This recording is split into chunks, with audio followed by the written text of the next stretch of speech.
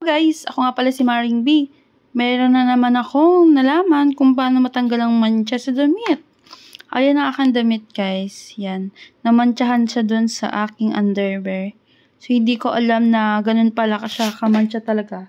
Totally, 3 damit yung nadali. Pero isasample natin sa isang damit.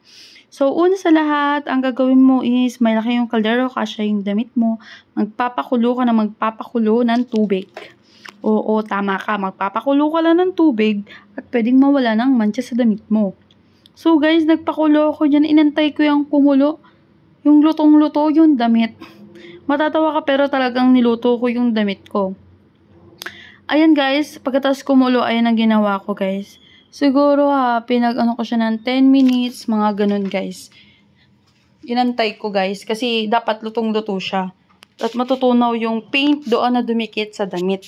So, habang niluluto ko siya, ayan guys, double check ko rin kung nawawala talaga. Pagkatapos niyan, meron ng resulta agad dyan. Guys, literal, legit pala talaga. Kapag ininit mo yun, niluto mo yung damit mo na may mancha, talagang gagana guys. Thank you so much sa lahat ng subscriber ko. Bye-bye!